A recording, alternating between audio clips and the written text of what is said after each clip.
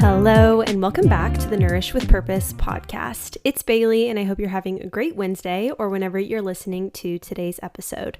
Just a reminder, if you haven't yet left a review or a rating on either Spotify or Apple Podcast, of course, I would love it if you could do that. If you write a review, make sure you screenshot that and send it over to me so I can get you entered into the giveaway that I'm drawing for on July 21st for a $100 gift card to the grocery store of your choice. So I want to buy your groceries, so be sure to send it my way if you've written a review. But with that, we are really jumping right into today's episode. It is so packed, and I really could have talked to Sydney for hours. So I really know you are going to love this episode and gain so much value from it when it comes to really taking a root cause approach to your health, navigating your health journey, and really seeing the full circle of maybe you struggled with a health issue, but then how it can actually translate into your job or your occupation, which is really what has happened for her. Something maybe she wasn't anticipating, but has really just morphed into an incredible company. So with that, let's go ahead and jump into today's episode with Sydney. Today, I'm joined by Sydney, the founder of French Squirrel and co-host of the Behind the Barcode podcast. French Squirrel is a French-inspired and healthier sweet snack brand, offering options like nut butter stuffed dates, coated in unsweet chocolate, date peanut butter, protein bites, and chocolate-coated gluten-free cereal. Not only has she developed a business, but she's also a hormone specialist and passionate about sharing her meals, restaurants, and helping others take a holistic approach to healing their hormones. There's so many different avenues that we could take this episode, which is why I'm so excited to open up this conversation and have her share more about her personal health and business journey with you. So with that, Sydney, thank you so much for being here. Hi, thank you so much, Bailey. It's a pleasure. Yes, when I was thinking about having you as a guest, I was like, there's just so many avenues that I really think this conversation is going to go. But I would really love for you to kind of take us back to the beginning. So I know you've always been really passionate about food and cooking, but when did this really all start, and what kind of jump-started that passion for you? Yes, definitely this conversation could go in multiple directions. I think that's always the issue when I'm doing podcasts, is that it can go on, off of so many tangents. But how I started my whole personal health journey, which then morphed into my food business. So I grew up here in Los Angeles, and just for the purpose of time, I'll skip to the fact that I went to UC Santa Barbara for college. And up until going to UC Santa Barbara for university, I had always had a really great relationship with food. I loved food, not just like the typical, oh, I like to eat, but more so I love to cook and I love the art of food. I used to go to a cooking school in Los Angeles instead of summer camp. Like, my summer camp was the cooking school. I wasn't into a lot of the other summer camps that my parents tried to send me to. I remember I went and I hated it. I would cry and like beg to come home. I don't know, it wasn't my thing. And I would watch hours and hours of the Food Network on TV. I would fight with my brother, my younger brother, Evan, to take control of the remote to watch Food Network. And I was watching Giada De Laurentiis and Bobby Flay and Rachel Ray and just all these chefs cook, and I was fascinated. It was very therapeutic for me. And I started a food blog called sidsinthekitchen.blogspot.com, I remember, and I would post photos of my recipes and actually write out the recipes for maybe my two followers, one of them being my mom. How old were you when you started that blog? I want to say like maybe 11 or 12. Oh my gosh, you've Yeah. always just like had a knack for it. Yes, always. And I got a lot of my love for food and cooking from my French grandmother, Sarah. who's actually the French squirrel behind French Squirrel, which we'll get to.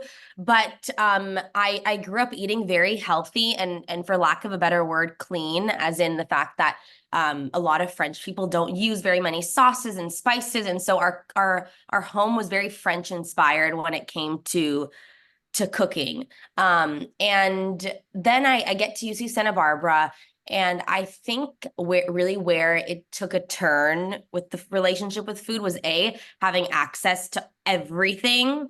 And a lot of the foods that I wasn't allowed to have as a kid, it wasn't that I wasn't allowed to have it, it was that it was only left for a special occasion. So no Fruit Loops except on vacation, no waffles except on vacation, like whatever it was. Well, waffles is a bad example. I used to have waffles, but that was just what came to mind. Yeah. Fruit Loops, the cereal was a thing though. That was a thing. And which is so ironic because then I end up launching a healthier cereal, which is all tied to it. Yeah. Anywho, Sure. I go to UC Santa Barbara. I joined a sorority. I had the best time. Like I don't regret anything that I did. I loved being in a sorority. But I think that a lot of women, including myself, you fall trapped to the body comparison of even absorbing other people's tendencies as well when it comes to food. And we would eat as a whole group living in the house sophomore year, every day for breakfast, lunch, and dinner with about 40 girls. And you would kind of observe, and people would be eating this and not eating that and taking less of this and less of that. And naturally, you're like, okay, well, why are they doing that? And that's really, I think, the catalyst of the eating disorder. And it really did start though from a doctor before that saying that I could lose some weight. And that was so just out of the blue, out of nowhere. He never asked me my habits or anything. He just kind of was like, "Oh, you could lose a couple of pounds."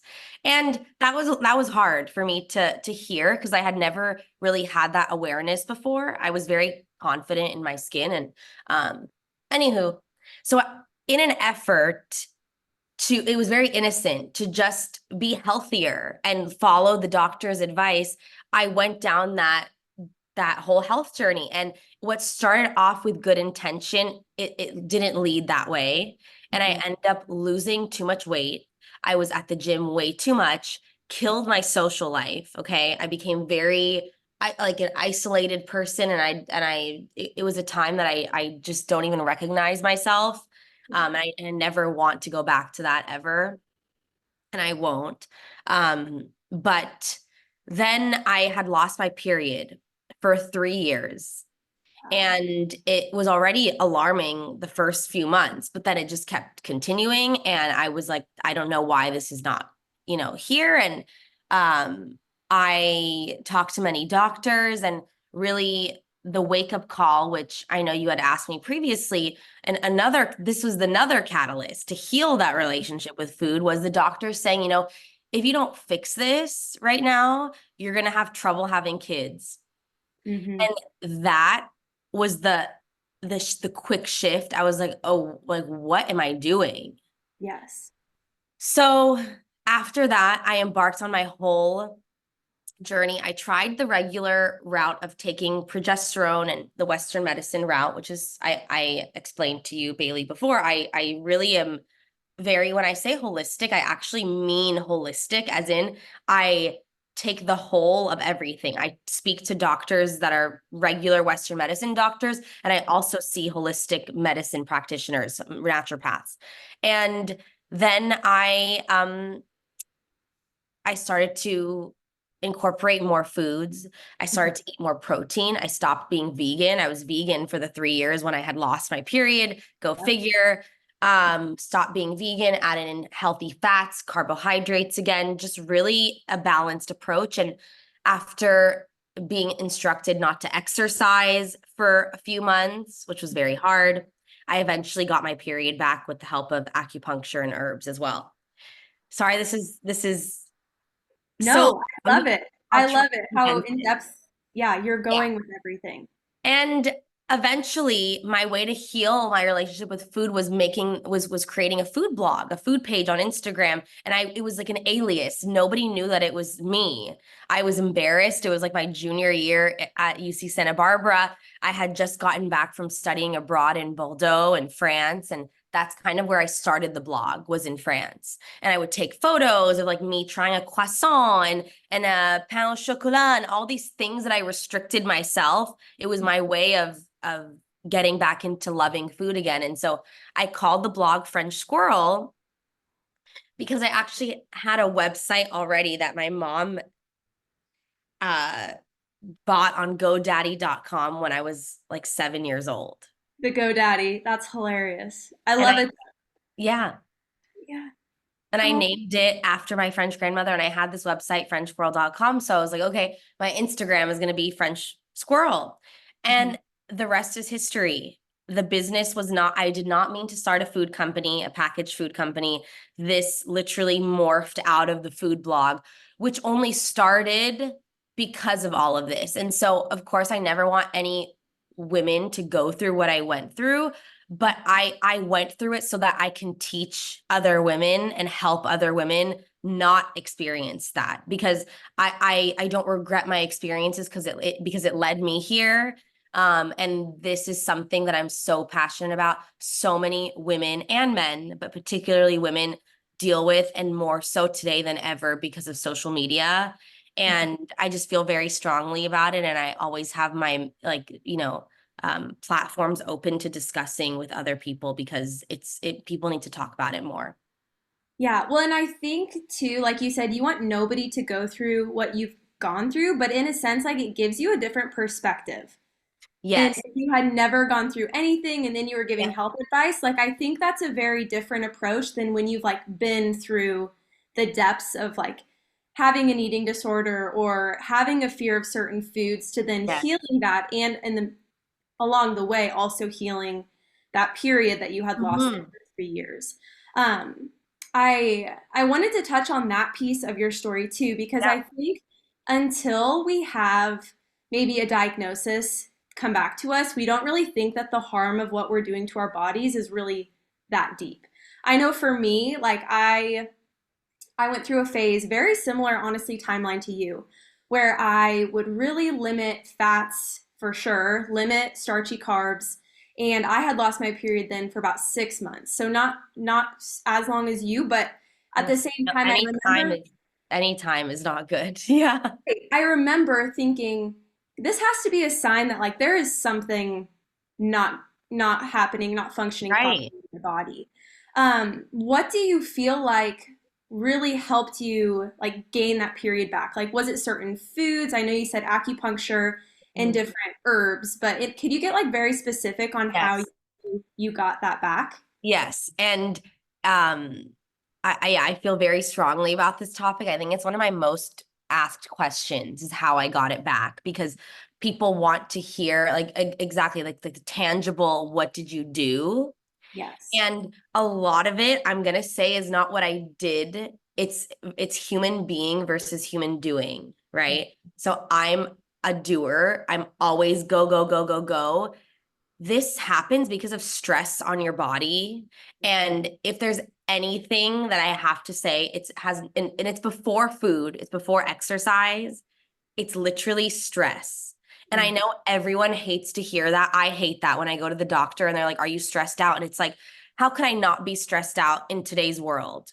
Like Right. the world stresses you out with all the information that's being clouded and being thrown at you every single minute of every single day. Mhm. But that's the kicker, is stress. And the thing is, as you just said about like you knew something was wrong in your body, this is something that men don't have. And Right. it's something that we should cherish. We have a literal marker of our health. As in, I remember my dad said this many years ago. He said, a woman's period is like a flashing light on a vehicle, on a car, and then you just don't take it into service. It's like, oh, well, whatever. I'll just keep driving with this car that needs to go into service. And there are Right. so many women that I talk to that are just like, oh, I haven't gotten my period in a couple months. It's like, Oh, that's not a concern to you? I mean, like it was a huge concern to me. I just didn't know how to fix it. I was trying, and it took me 3 years to figure it out. But what I did was, number one, lowering the stress. And that means first, even exercise on the body. I was instructed to do no running, no high impact. So I would run on the treadmill way too long and just too much, only walking. So this happened right during COVID 2020. And so I was forced to slow down. Like no studios were even open, so I couldn't even go. It was all meant to be. I would just do yoga in my house and like watch YouTube videos and do yoga and go walking around. I was taking herbs, Chinese herbs, which I would definitely consult your acupuncturist, Chinese doctor, naturopath, or regular doctor on those. I can't speak to certain supplements. There are ones that I know are very, very powerful, like Dong Quai, Dong Quai. I don't know the way you pronounce it, but it's very, very powerful. I was putting maca powder in everything, but I still don't think just eating maca powder isn't going to help you. It's just one supplement. And vitamin D, very important. Most women are deficient in vitamin D. But again, talk to your doctor because I'm not a doctor. Acupuncture, I did it twice a week. Very, very important. There have been studies that have shown the benefits of acupuncture for women's hormones. And in terms of food, this was huge. This was eating frequently, like snacks in between to keep blood sugar levels at bay, because blood sugar is directly related to cortisol, which is directly related to your hormones and period. A lot of eating in accordance to your cycle, and I think that that's a really popular topic right now, is cycle syncing. And it's just hard to stick to it 100%. My favorite book is Woman Code by Alyssa Vitti, and I follow it loosely, but it's impossible in today's world to follow it completely. It basically says, oh, like when you're on your period, try not to schedule social activities around that time. It's like, well, I can't, if it's my best friend's birthday, we're going out. Right. So Right. and that's where it's a little iffy. But a lot of healthy fats, I think we're scared as a society of with healthy fats and carbs, but you need to have a balanced plate, and it's a little bit of everything in moderation. And protein, again, another big wellness topic right now, but it's true. It's true. Starting off your morning with protein. And I just, you hear it, but it's so true. I was vegan in the time that I had lost my period for the most part. And red meat was something that helped so much. It replenishes the blood that you lose while you're on your period. Anyway, that was really what I did. And I remember my Chinese acupuncturist said one whole avocado a day. Sorry, this is a random like fun fact. But in Chinese medicine, the avocado resembles the uterus. Okay. Yeah, And that she makes said, sense because it like they go off like the visual too, kind of yes, like what foods look like and what they yes. support. Okay. Exactly. And so one whole avocado a day. She goes, I don't care if you're dividing it and like putting a quarter at the breakfast, a quarter as a snack, or you're doing half and half or whatever, just one whole avocado a day. You could even make like a beautiful avocado cacao pudding with it. Like there's so many things that you can do. And um oh, last thing I remembered, the cold beverages. So I was okay, this is a big one.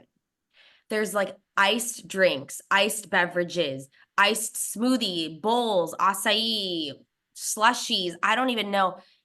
In Chinese medicine, this is a big no, especially when you're trying to get your period. And this also goes in line with like the trend of ice baths today. Women should not go in the ice bath if you're about to get your period or you're on your period. You need to keep your body warm. And so during those 3 months that I was trying to get my period back, no iced coffee, no smoothies. And that was a big shift too, because it was like trendy, iced Right. coffee, iced this, a smoothie. So that's another thing. I'm so glad you brought that up because I think that's honestly something we haven't talked about on the podcast at all is like the warmth of your womb. Mm-hmm.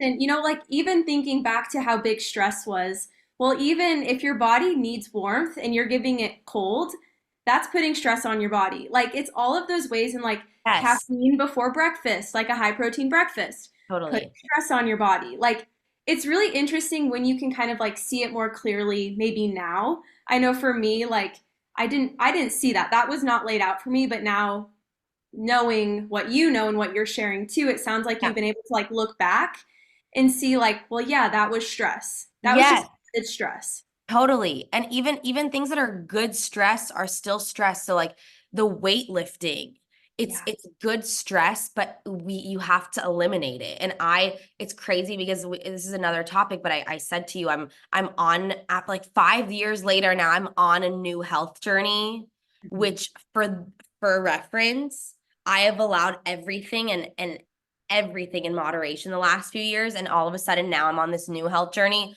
but even now, I'm not supposed to be weightlifting and I'm on the candida protocol, which is something different, which I could talk about later.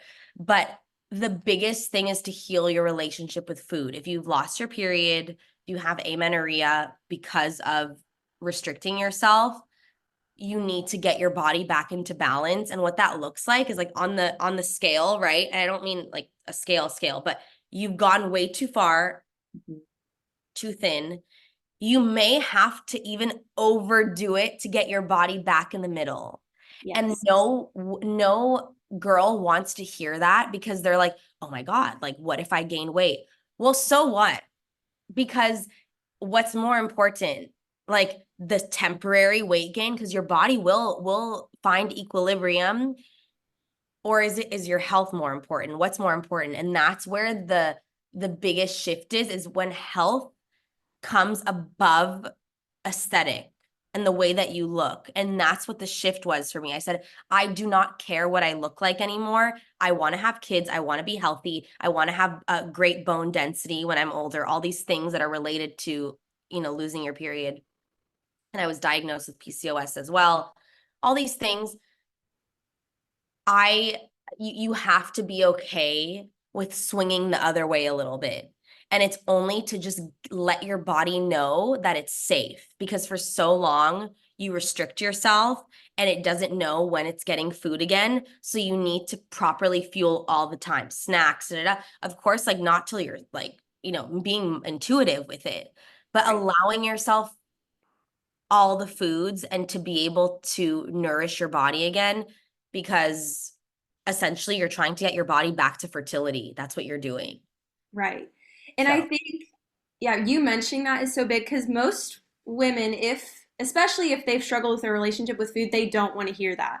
They don't want to hear, oh, I'm going to have to like gain weight in order yeah. to help my body feel safe. Yeah, Like you said, like what what is more important? That's where you have to like identify what your values are. And yeah, like you said, for what? Like for what are you staying at this weight? Or are you always weighing yourself when your body is in a constant state of fight or flight, your cortisol is out of whack, and your body, like you said, just does not feel comfortable or totally. And it's temporary too. Like I remember it got way worse before it got better. I have never been more bloated. I remember I have this photo. I literally look pregnant. My parents were like, "What is going on?" And it was actually my body healing. It was it was my stomach, like my gut, literally changing and healing because I was eating foods. I was taking these herbs to help like cleanse my system and get my hormones back in line. And I saw it physically and I was like, I almost gave up because like the in my head I was like, oh my God. And I was freaking out because I knew I was gaining weight. But right. I was like, this is temporary. And you have to like allow that in order to get back to the equilibrium because otherwise you're just never gonna heal itself. Yeah. Well, and you think of like that area, like those organs there, your uterus, like Yes, that needs to be protected, especially with totally. even like conceiving or like we've been talking about getting your Yes, period back. Like those yes, organs need to have that layer of fat, right, to then feel safe Maybe it's Yeah. more temporary that you're super bloated, but Yes. yeah, it's like it's your body, our bodies are just so smart and so intelligent, and I think we underestimate that all the time. Oh, it's amazing, amazing. I'll quickly say, because I know this is a tangent, but um that was 2020. So now we're 2024. Okay, that was like not 5 years, like four, I guess. But this past January, so by the way, I've eaten everything. I love going to restaurants. I love doing restaurant reviews. That's part of my whole shtick. And in January, I started to have this like sinus pressure in my by my eye, and everybody thought I was wacko. I said, they said your eyes are fine. I went to the optometrist. They said it's fine. I said, I know you're telling me it's fine, but I'm telling you it's not fine. Because once you go through a healing journey like that from your period or whatever you're doing, you're so in tune to anything that's wrong. Okay. So I knew something was wrong. Then I go see an ENT, and then he says, "Oh, that looks like there's something with your sinuses." Then I get an MRI because they don't know what's wrong with the sinuses, and it's so inflamed. And then he's like, "We don't know why it's inflamed. Maybe you're allergic to something." I went down this whole spiral. I go to the allergist, prick my back with a lot of things. I stopped wearing perfume. I stopped wearing makeup. I stopped this laundry detergent, like everything. And I started itching again, more and more and more. It didn't stop no matter what I did to cut it out. The body was showing me something, I don't know what. And all of a sudden, I get this really bad rash that I've never seen on my skin before. And I was like, whoa, what is happening?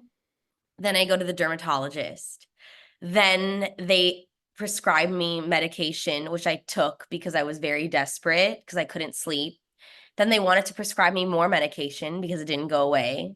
And I said, why is nobody asking me why this is coming about? Like, what is the root cause of this rash? No one is asking me anything. So then I go to my naturopath again, back who I haven't seen in years. Mhm. And she tells me what this is. And with the help of the dermatologist, they find out I have candida overgrowth. And I'm now on this whole journey to detox candida out of my body, which is actually a yeast that craves sugar. Yes. And so this whole time I was like, why am I feeling like I have a sweet tooth after every single thing I eat? I thought it was me. It wasn't even me. It's this thing inside of me. And my body was talking to me since January. We're recording this and it's now July. And I only found out about this. I was only diagnosed in June. Oh my So gosh. the sinus problems with the eye is candida, and it's all connected. And everybody thought I was crazy. You don't know what you're talking about. Everything's fine.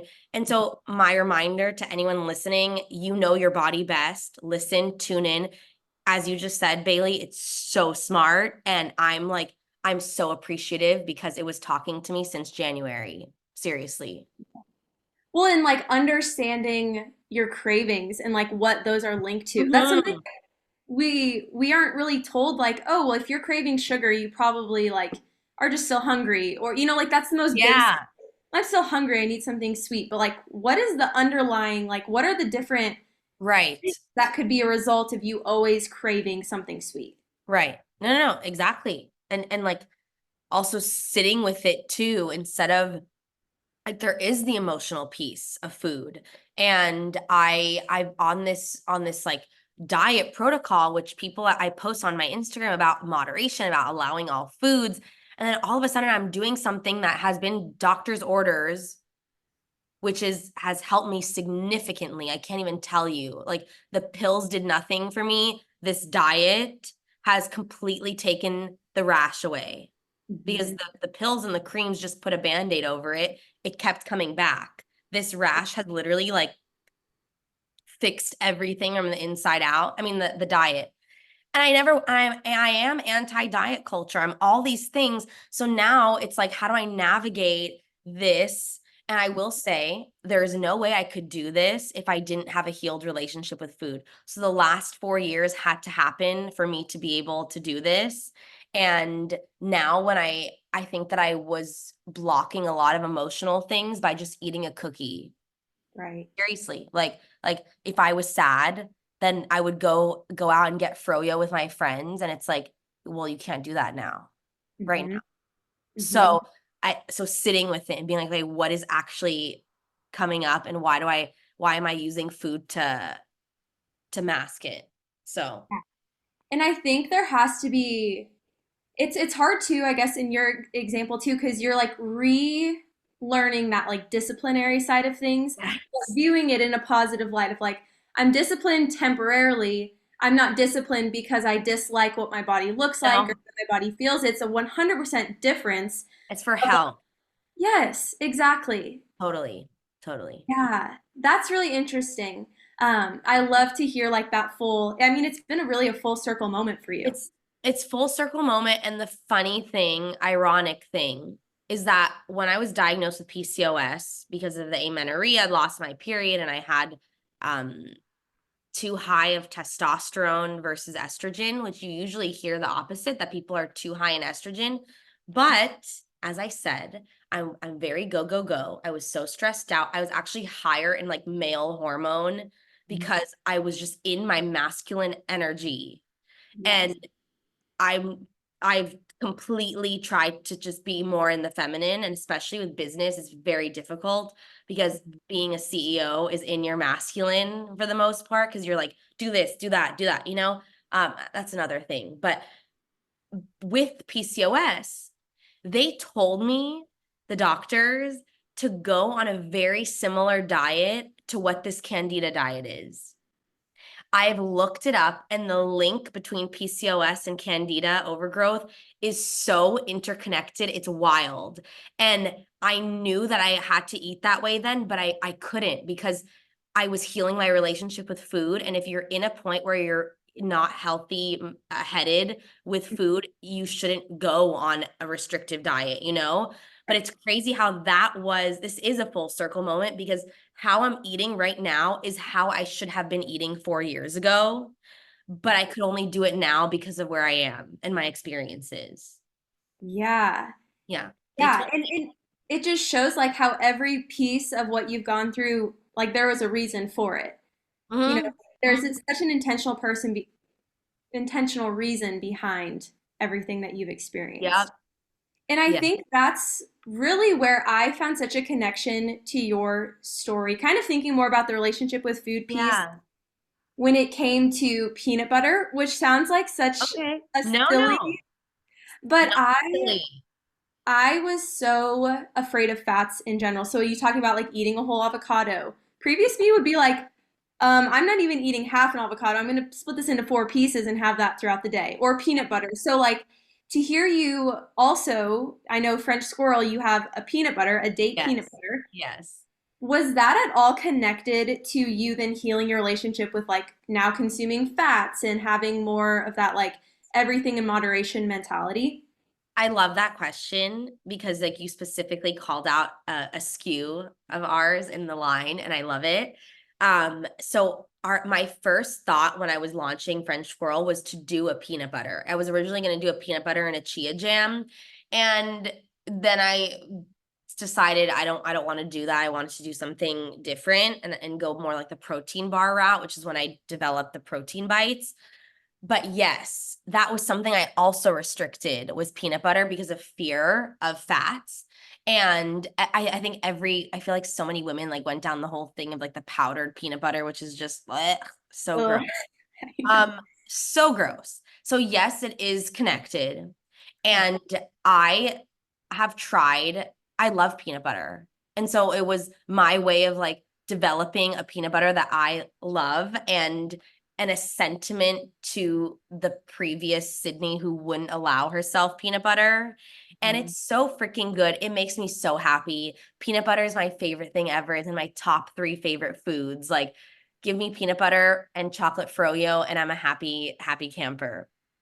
And I I have tried so many peanut butters on the market. Like I think I've tried almost all of them, quite frankly. I know it sounds crazy, but I love trying new peanut butters. And I'll like order them. I used to order them and try different ones. So I developed one that I that was just the perfect blend for me and hoping that everyone else would like it. And we put chopped up medjool dates into the peanut butter. And it's not a sweetened peanut butter because I don't like sweetened peanut butter actually. It's just a regular unsweetened peanut butter, crunchy with cinnamon and sea salt. And then we just add in chopped up organic medjool dates so that every couple of bites you get a little like medjool date. And it is actually our #2 bestseller now, which is crazy because I've had all the other products, like the 7 other products, years before I just launched this new product a few months ago. It hasn't even been a year, and it's my our God. second #2 bestseller. It's crazy. Wow. So I definitely had thought that maybe you started with the peanut butter. No. I think that's maybe because I see it the most. Like I've seen Yes. people trying it and like, Yes. I thought that was going to be my first product. yeah. And I was laughing with my friends yesterday. I never thought that I would be writing emails about like the roast level of peanuts and like the color and what type of peanuts. And I'm like writing these emails and I'm just like, what the hell is happening? This is so weird. But no, it's my most recent launch was the date peanut butter. Oh my gosh. Yeah. Wow. So I know this is kind of like shifting more into like the French squirrel side of things, but I also want to dive into like how did you start this company, which I know is a huge, huge question, but like Yeah. what year did it start? What Yeah. was your like first step where you're like, this is my idea, this is how I'm gonna try to make it happen? Yeah. Yeah. So I didn't mean to start this business. As I said, it was a happy accident. So when I'm saying this story, it's like all just the synchronistic journey. Um, I when I was healing my relationship with food, I would make these protein bites. They were very low sugar. It was a recipe that I just made because I said I love cooking, I love baking, and I would make them at my house when I was even living with my parents at the time. And I'd make them and I would dunk them in 100% dark chocolate. This was after graduating from UC Santa Barbara, and I wanted to go on a yoga retreat. Okay. And this was my whole like post grad trip I wanted to do by myself. And it was, I got really into yoga because of the whole healing journey, not being able to exercise, high impact. So this is all connected. And I brought these protein bites on my trip to Bali. Okay. And I thought, oh, it's just because it's my snack. I didn't know if there was going to be food. I don't know. When you hear yoga retreat, you think like juices and stuff. And I just Yes. wanted to make sure that I had stuff. Boy, was I wrong. Okay. I've been on 4 of these yoga retreats, soon to be 5, with Kevin Wathy, who is my yoga instructor slash friend. And he's a huge foodie. We did not have a shortage of food whatsoever. And it was not anything like a juice cleanse. Okay.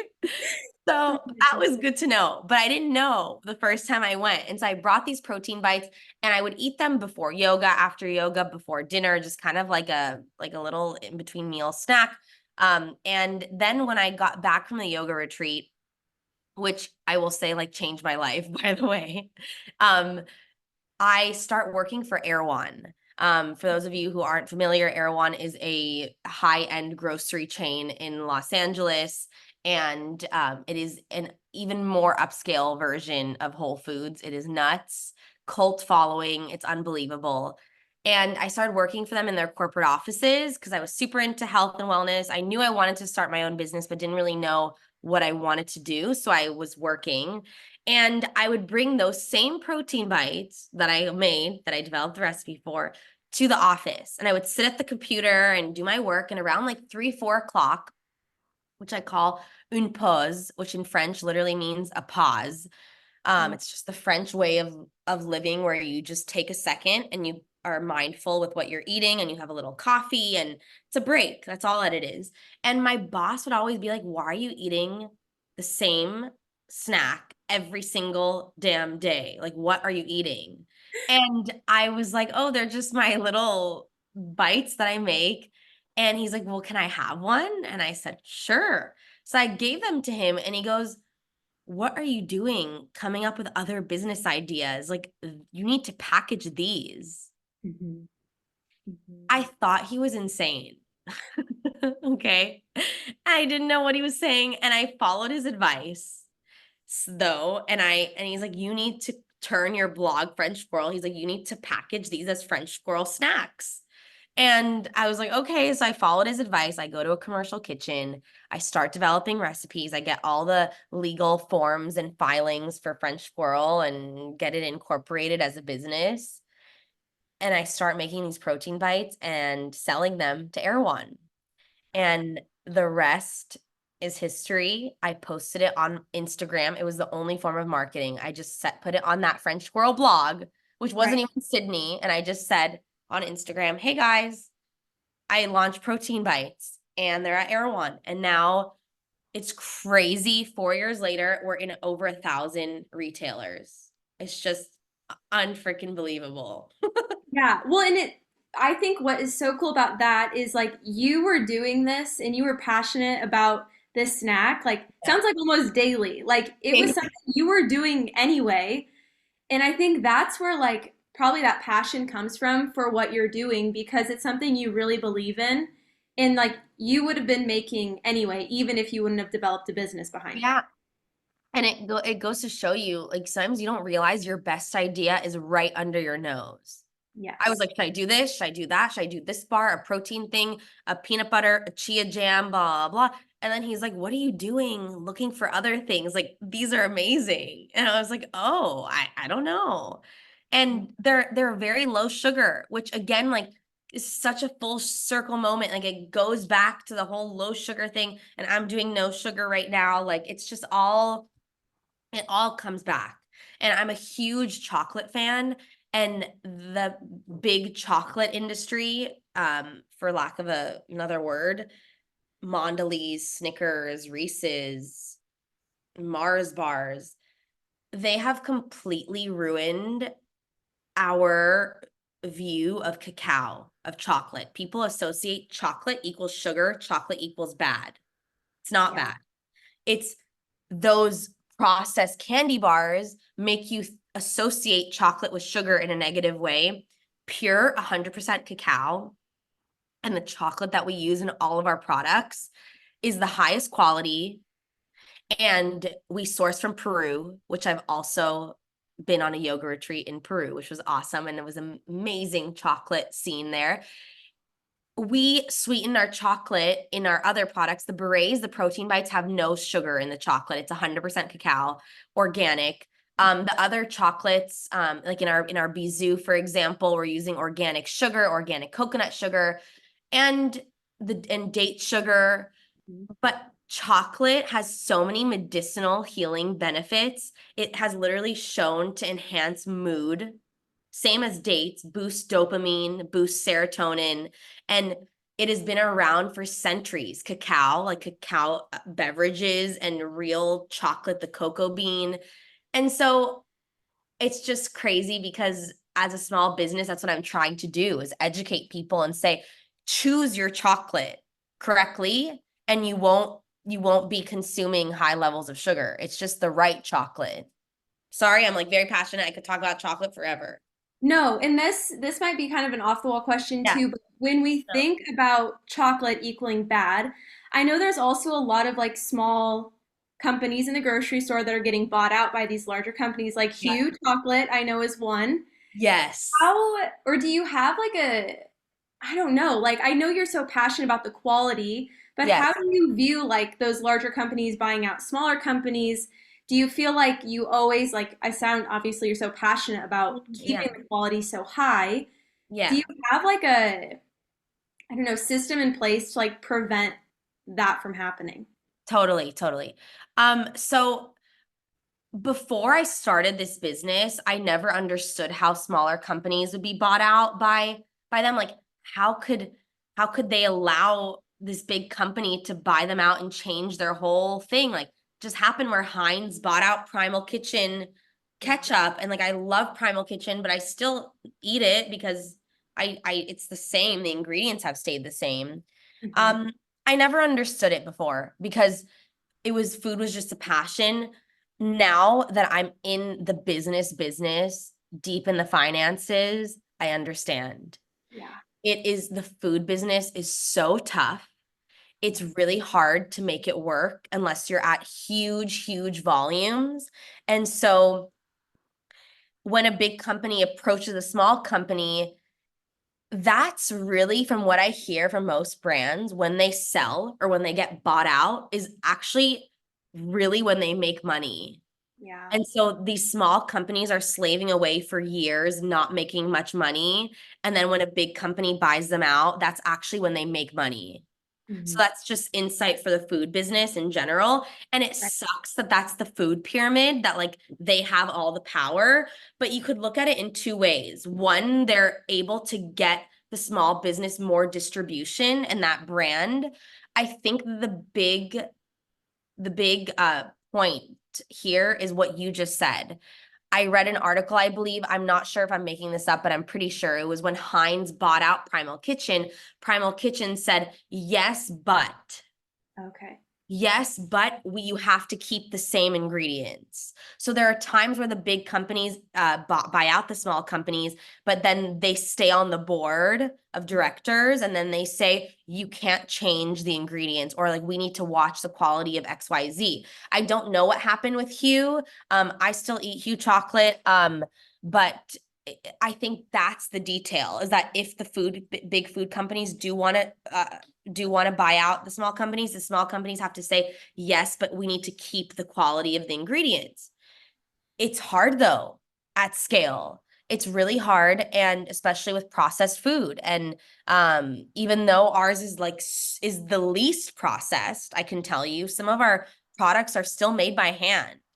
Wow. So it's the least processed, but we are such sticklers on quality control. And so if another company ever approached us to be involved, that's my number one thing. Number one thing, because I can't get behind any product that isn't high quality. I just can't. Right. And I'm so glad you brought up that piece too about like, yes, but like with the Primal Mhm. Kitchen example, because I think oftentimes when we hear that, it's like, oh my gosh, a product we like, know, and trusted now is owned by a company where maybe we don't always love all their products. Like Totally. kind of that confliction, but to know there are kind of loopholes within There the are. food system to make that product still high quality, and also the person of the smaller company to then make a profit and have Yeah. more distribution, which is super huge for a smaller company too. Yes. And that's why it's twofold. So I think before I was just like, oh, it was all from a health perspective and like, screw that, screw that. Like, I can't believe that they bought them out and like our system sucks. Like, it's not all bad. It's Yes. not all bad. Yes. Thank you. Thank you for Yeah. bringing it up. Yeah, yeah, yeah, yeah. I know that you recently got your products in Home Goods, which is a Yeah. huge deal. I wanted to know kind of where you see French Squirrel going in the future, or what plans you maybe have. Because I mean, Yeah. that I hope you were able to celebrate that because that's a Oh, huge deal. thank you. I have it right here. My Bizou, the cereal Oh my clusters. gosh, This is a healthy puppy chow. I need And to try. this was my dream product to make. I was obsessed with puppy chow as a kid, but of course it's doused in powdered sugar and butter and like all this processed sugar. So Yes, not that butter is bad. I love butter, but it wasn't high quality butter. right, right. And it was processed cereal. It wasn't, with processed wheat, all these things. And it wasn't the best snack for me. I remember my parents would always get mad because I would make so much of it and eat a lot of it. And I would hide Ziploc bags of puppy chow in their fridge so that no one would find it. And my dream was, how do I make this a snack that I was obsessed with into a healthier version? So we did gluten-free cereal, real dark chocolate, real peanut butter without palm oil or stabilizers or anything, and then organic date sugar on dusted in organic date sugar. And I really am like the most proud of this product, just because it's like nourishing this like inner child for me. And it's something that, again, I just intuitively came up on my own. People are like, oh, are you a recipe formulator? No, it's just all things that I come up with on my own from like the start of when I was watching Jada and Bobby Flay. Like it all comes from then. And this product is the product that I see for mass distribution, mass scale. The more premium products, even though we are a luxury brand, the more premium products are like the protein bites coated in the 100% dark chocolate, or the dates that are stuffed with peanut butter coated in dark chocolate. The cereal is more playing on the like nostalgia, like in the car traveling type snack. Yes. On the go convenience. And so because of that, I when I was approached by Home Goods at Expo West, which is the trade show in Anaheim, California, this was back in March of this year, they said they've been interested in our brand for the last few years and they want the cereal clusters. They did not look at any other brand SKU that we had. They were like, that one, the cereal clusters. And they approached us, and it was our largest retail launch that we've ever had, 900 plus stores, which we were only in 250, not only, but it Right. 50 versus 900 plus is crazy. And we did celebrate. We hosted a launch party in LA with Bitterroot Pottery, and everyone did a pottery. We did a pottery class, like wheel throwing with the clay throwing, wheel throwing. I don't know what you call it. Yeah. Well, anyway, and I don't usually do launch parties for retailers. It's usually for different flavors, which there's a new flavor of the Bisou coming out, sneak peek in the next couple of months. And it was an amazing launch. So if there's any product that I see with the future French Squirrel being everywhere, it's that. Wow. Well, yeah, in that jump from 200 to 900, like that's insane growth. I know. It's crazy. It was crazy. And it was a lot. It was a really big learning curve. We had to learn a lot to get here. It wasn't just like, oh, it's on shelf. Like people just see the good parts on social media. We made so many mistakes. And it's okay because I've gotten here from mistakes. Yeah, absolutely. And I feel like, gosh, we could dive so much more into that, but I know we need to wrap things up. So I want to finish with kind of the signature question that I give to each guest. Yes. So on this podcast, we talk about our purpose and how it's not necessarily linked to a specific job or role that you have, but instead it's those characteristics that you possess that allow you to live a very meaningful life. So, Sydney, what would you say is your purpose? I love this question.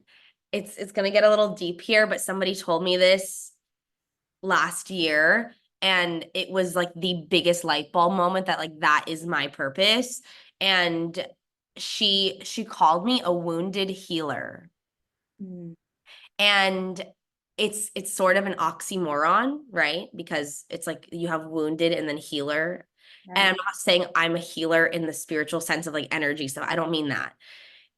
I use my superpower, and my purpose is using what I've gone through to help other women. And French Squirrel is just the vehicle that I use to talk to women all over the world. So that's my purpose, definitely. I love that. And I love that you've utilized your company, like you said, as that avenue to help connect with others, really. I feel like because you have to almost give your full story to talk about the background of French Squirrel. Yeah. Okay, so Sydney, I literally wrote that down. Thank you. Of course. Sydney, share where people can find you, where they can connect with you and hear more about what you've got going on.